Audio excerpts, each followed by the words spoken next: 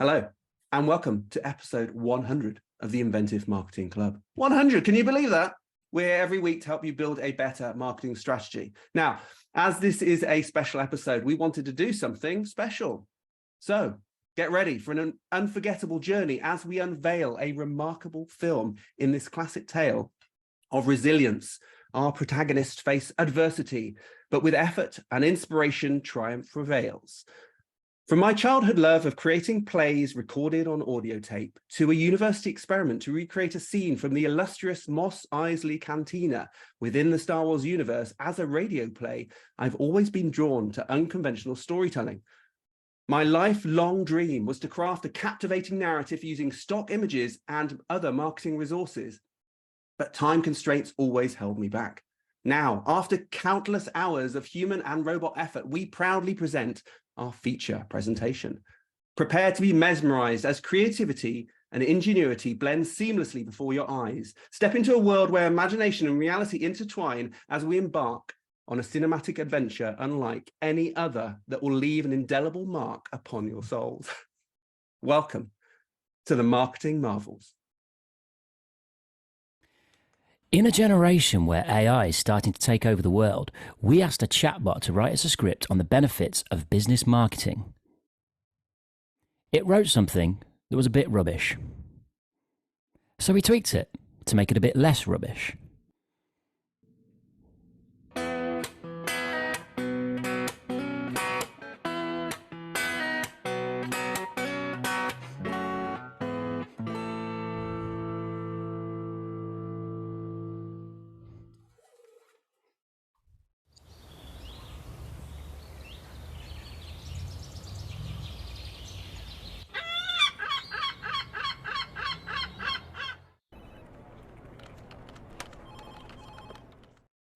It's 9 a.m. and everyone's been called into the office for an important meeting.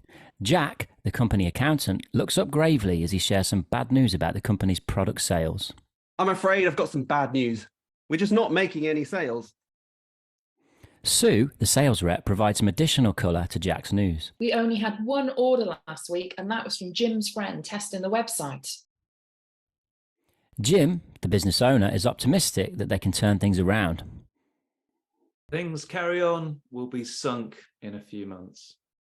Keen to make a good impression, Lisa, the marketing intern, suggests some ideas. Guys, we should rethink our marketing. Our brand is all over the place and we're not getting the recognition we deserve. I know, but I don't have the money to invest in marketing right now. Our website needs a lot of work. It's not very user-friendly and people just don't know about our products. I know. Meanwhile, Kim, the office assistant, has been thoughtfully thinking and chimes into the conversation with a pearl of wisdom. You know what they say, you have to spend money to make money. That's true. And if we don't do something soon, we're going to go bankrupt. Looking up from his spicy tuna sandwich, Mark, the delivery guy, offers practical advice on turning around the company's fortunes. Well, I can always start delivering sandwiches instead of your products. Oh, Mark. We need a better brand identity, something that will set us apart from the competition. You know what we need? A viral video. A viral video? Yeah, like the crazy dancing man video on YouTube. Kim suggests they go to the meeting room for some ideation and blue sky thinking to come up with an innovative high-level collaborative team strategy to save the company. Okay, team, let's brainstorm some ideas for our brand identity. Yeah, something funny that people will want to share. I've got it. We'll do a dance video. A dance video? Yeah, we'll all learn a dance routine and post it online. It'll go viral. I don't know about that. What about an animated mascot? Or how about we dress up as the mascot and dance around on the street corner? Mark. We need to come up with something more practical, guys. How about we make a rap video about our business. Interesting idea. Maybe. Kim starts rapping enthusiastically with the lyrics she just made up. How's this? Come on down to Jim's store where the prices are low and the service is more. We'll treat you right and make you feel like a star. So come on down to Jim's store. It's not very far. I think we need to do a little bit better than that. Jim and Lisa decide to hop onto the internet to find ideas and inspiration for their marketing campaign. After an hour of intense searching and disappearing down several TikTok rabbit holes, they begin to realise that they need a strategy rather than aimlessly copying other fads and trends. They decide they need to find the right marketing people with the experience and knowledge to save the business. And this is what happened next. All right, everybody, let's do this.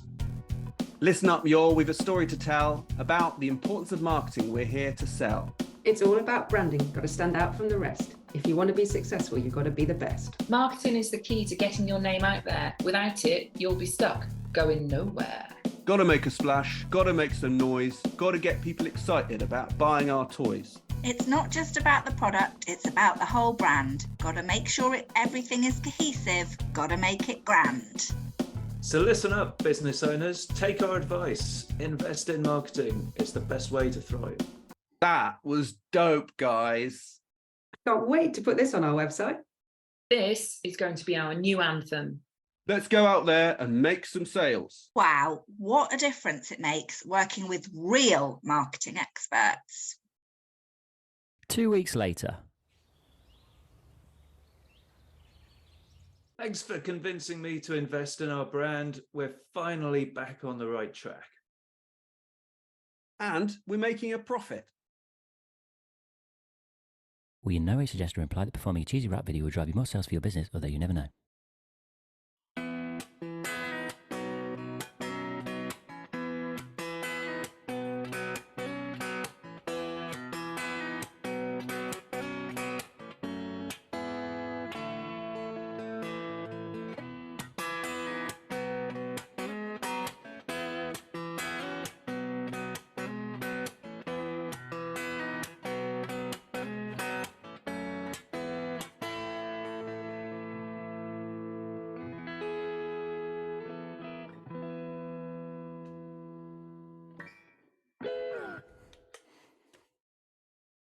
I think we should have a round of applause. That was amazing. Thank you very much, everyone.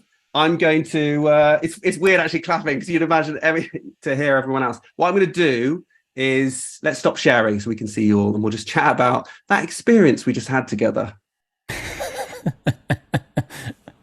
But firstly, thank you. That was awesome. I think we might want to give this a little bit of context for those of you watching live going, what have I just experienced? What crazy thing have you made me watch? So just a little bit of context. I mean, despite you might have got some of it from the intro, but I've always wanted to actually bring different things together and just say, look, there's all this stock library footage and people that we work with, and just pull together all that creative expertise to see what we can create out of it. And then chatbots came along. And I think that was the catalyst for me to really take that a bit further forward and say, because writing for me is hard. We've never really had the time nor the budget really to engage in a script writer for this sort of frivolous affair. So actually what we were able to do with a chatbot is actually get that basic framework. But then we thought we'd lean into it a little bit.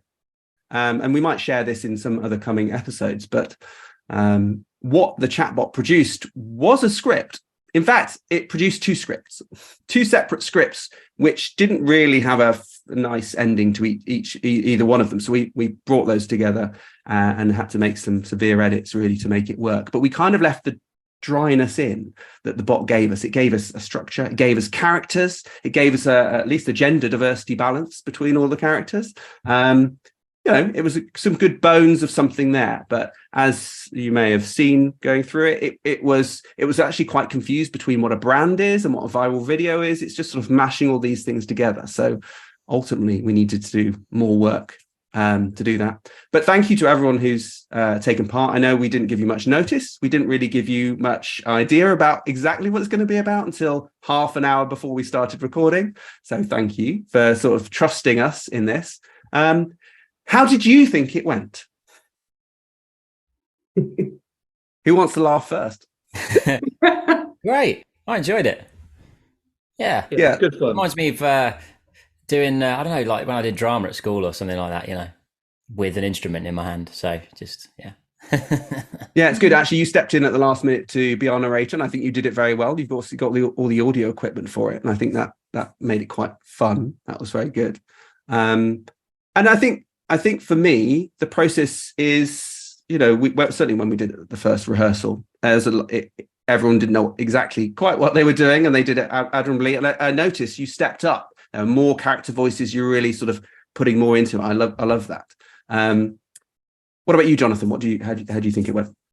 I think it went really well. Yeah. One interesting thing is that I think, you know, like we're all on, well, all of us, but I'm sure most of us are doing like at least a few Zoom calls a week still.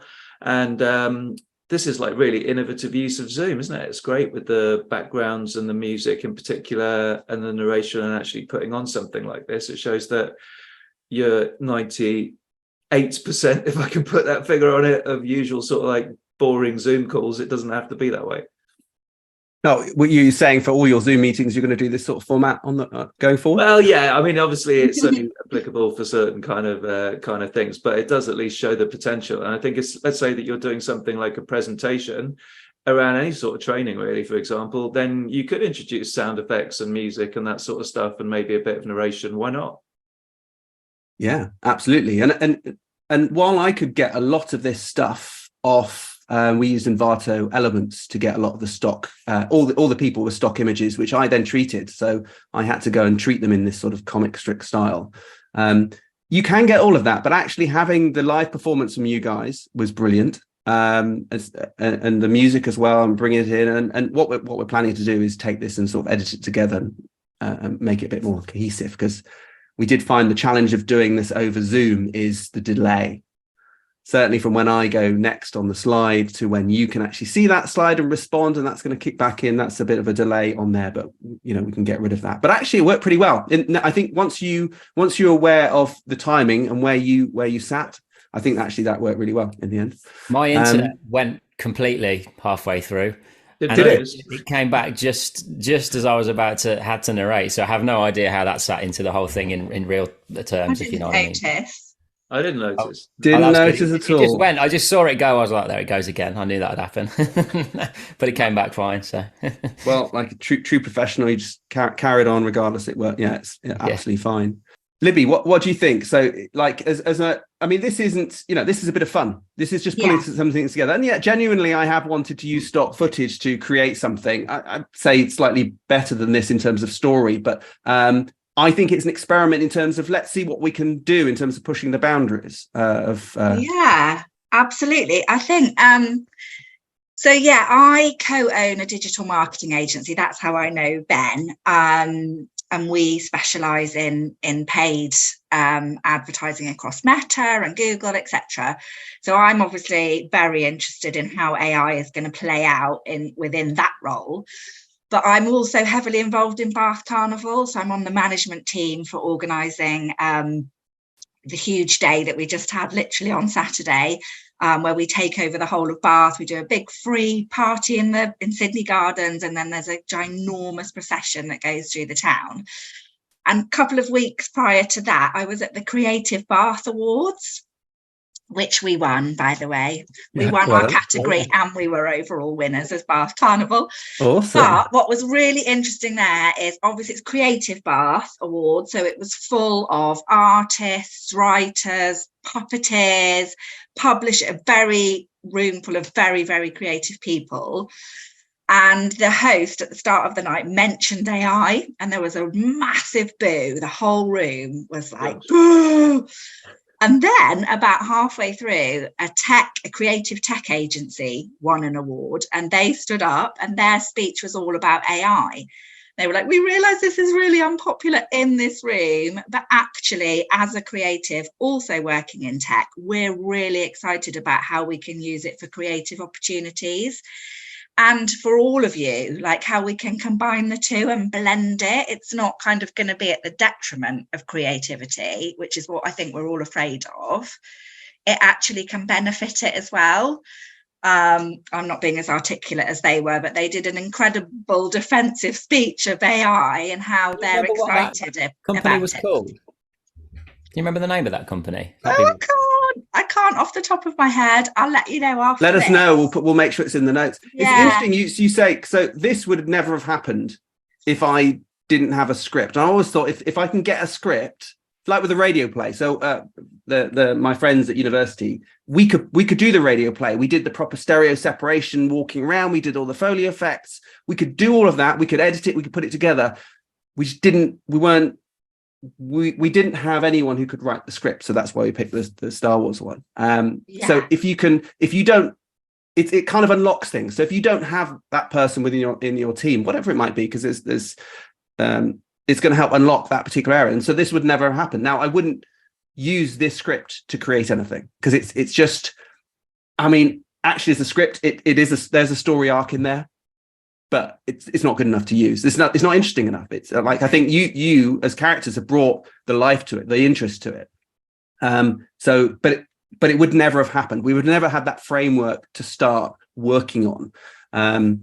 So for me, if you use like that, absolutely, definitely, there's opportunities. It's even the same with the illustrations. I think the only bit of image work that AI generated was the robot, the AI itself. I asked it to generate the AI we've used in the poster and at the beginning of the play. Haven't used anything else throughout. It's all been brought together.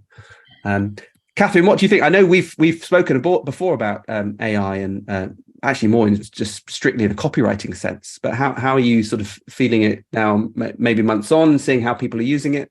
I think it's really interesting. I think you make the point really well. They produced you a script doubtless in seconds, but you couldn't actually use it for anything meaningful, and you had to edit it and adapt it before it was something that you were prepared to put out on something like this. So I use it. I use it to kind of bounce ideas off and to kind of spark ideas. I'd never use anything that it wrote just verbatim, because you can't, because it lacks soul. But what it does do is kind of turbocharges your own kind of creativity and productivity to kind of get you started, so you can use that as a baseline to jump off and create new and original content that is interesting to read and kind of makes them. It's like, yes, it's a jumping off point. Absolutely. And it's a bit like stock footage, stock images for me. I mean, yes, you can use them if you're building a website. You can just use them on your website. But actually, the way I like to use them is they are suggesting the style of image I would like to have there, almost a placeholder. So when they have the capability and capacity and money to get a real photographer, to go in and shoot them photos of their team, these are the styles we want. So it's almost like placeholders, templates, ideas, and so on, things like that. Sorry, Catherine, just introduce it. I forgot. Everyone introduces Libby. You did a bit of an introduction there. It was great. Catherine, do you want to just briefly introduce yourself? We'll go around the Zoom. I'm Catherine Avery. I run a company called Clipping Copywriting. I am a B2B copywriter and copywriting trainer. Yeah, thank you. Aaron, do you want to start? And we'll get to you, Angharad, then I'll get you to comment on this as well. What do I do? Sorry, was the question? Yeah, so just introduce yourself. Yeah, my name's Aaron. I'm a musician, guitar teacher, so I record stuff as well, as you can probably tell.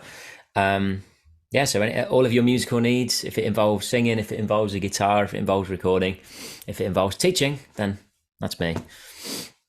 Lovely, thanks. Jonathan? So Jonathan Pollinger, social media trainer, also run a B2B social media agency. And so either if you're looking to upskill your own activities on social media, can help you with the training, and if you're looking for somebody to do it for you, whether that's posts or ads or creating a strategy, can do that too. Yeah, and before I get to you, Angharad, so all of the creatives here, highly recommend. I've worked with each of them, and actually I think you all, apart from Aaron, I know you did come on one of our shows, but not so much in a professional capacity, but Jonathan, Catherine, Libby, both all of them have come on to present different club sessions. So if you want to check out their expertise, we'll try and get some of those links in the notes.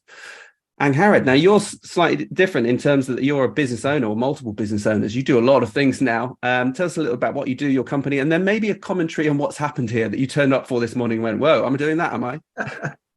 Yeah, so I'm Angharad. Main business is hot tubs, hire of, sale of, everything of hot tubs. We're based in the Forest of Dean.